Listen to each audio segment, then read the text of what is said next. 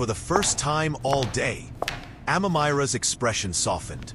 She nodded once, not out of politeness, but respect, and then walked on. The lobby chatter faded behind her as she stepped into the storage room. She set the folded apron down on a shelf and leaned against the wall for a moment. Her hand went into her pocket and pulled out a small, worn photograph.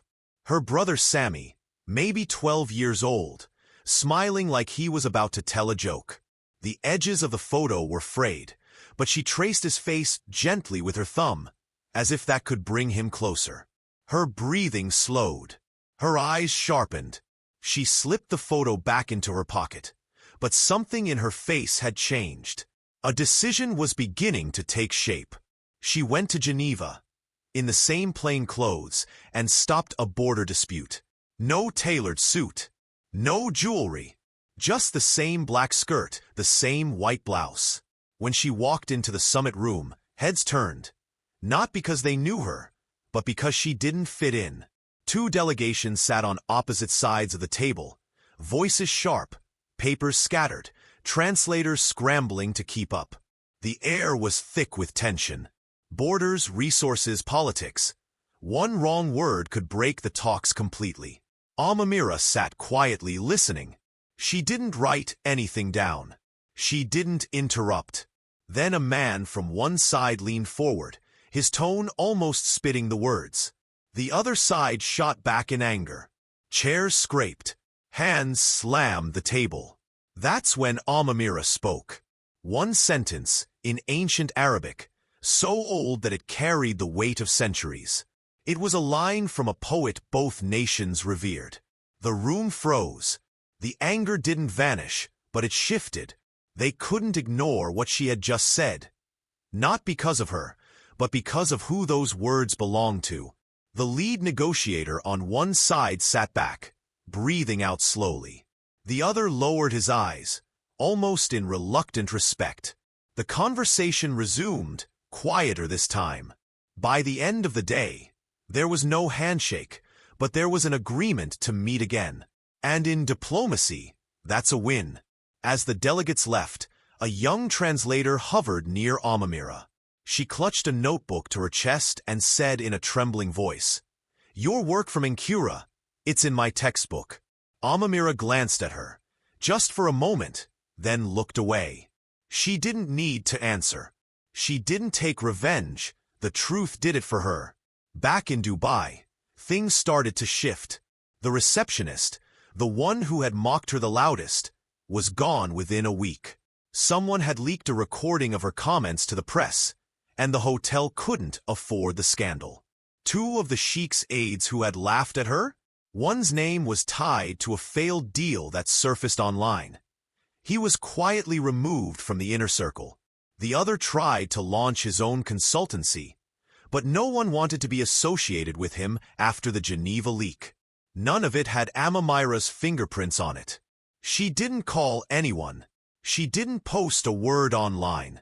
She didn't need to. The people who had underestimated her were now learning what it felt like to be on the outside looking in. And she had moved on. Weeks later, she was walking out of a meeting when a reporter stepped in front of her. Microphone ready, camera rolling. "Miss Collins," he said quickly, "many are calling you a hero. You've inspired millions around the world. How does it feel to finally get the recognition you deserve?" Amamira stopped. She looked at him, not unkindly, but without giving him the reaction he wanted. "I'm not chasing recognition," she said quietly. "I'm just done talking." Before he could ask another question, she stepped past him, her bag over her shoulder, her pace steady. The camera kept rolling, but she was already gone. Then came the man, whose name made their hands shake. It was months later at a summit in London. Same calm expression on her face, same plain clothes. She was there to translate for high-level talks, and as always, she kept to herself. Halfway through the day, a tall man in a perfectly cut suit walked into the conference hall. Broad shoulders, quiet confidence, the kind of presence that makes people notice without him saying a word. He didn't look around the room. He walked straight to Amamira and stood beside her. No introduction. No need. A few people in the room froze. One of them was a former aide from Dubai. The same man who had once mocked her. His eyes widened, his skin pale. He knew exactly who the man was. His family name carried more power than most governments. The aide's hand trembled as he quickly looked away, pretending to read his notes. Amamira didn't change her expression. She didn't explain. She simply continued with her work, translating each sentence with precision. Her husband stood there silently, only speaking to her when necessary, his tone low and private. That evening, as the summit wrapped up, they stepped outside into the London air. The streets were damp from a light rain. On the corner, a street musician sat with a battered guitar, playing softly. The melody floated through the air, a Yemeni lullaby. Amamira stopped walking. For a moment, the city noise disappeared. That song pulled her somewhere else entirely, to a dusty village, to a fire at night, to the tribe that had once trusted her with their stories. She closed her eyes, listening, letting the past wash over her. That song, she hadn't sung it in years. The guitarist's fingers moved gently over the strings, the old Yemeni lullaby carrying through the cool night air.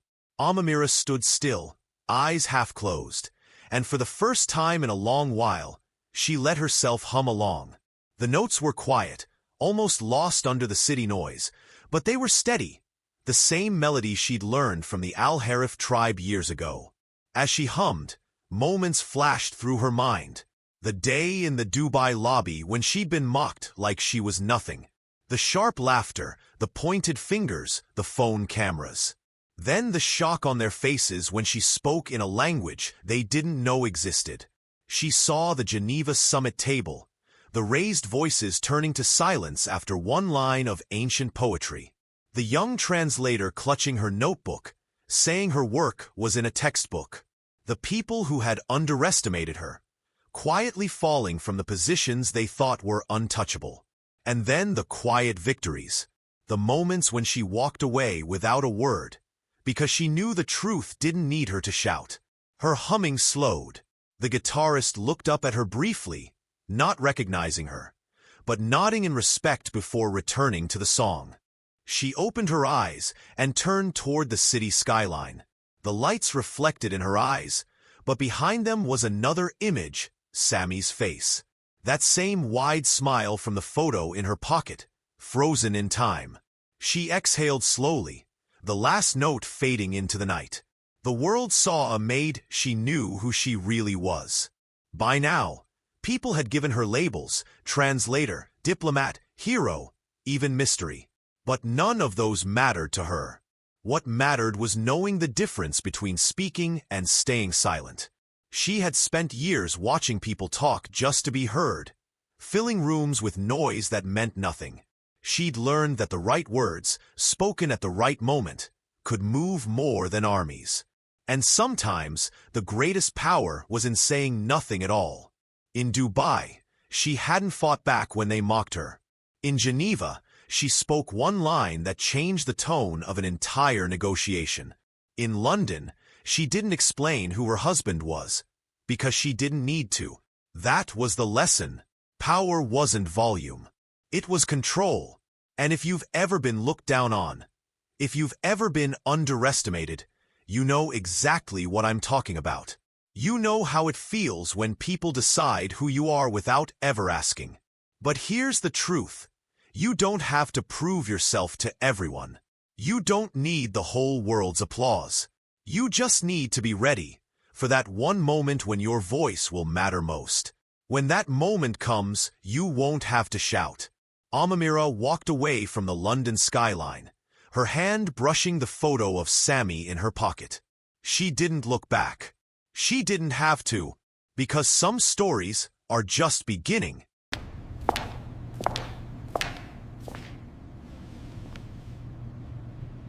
وقول انت السفينة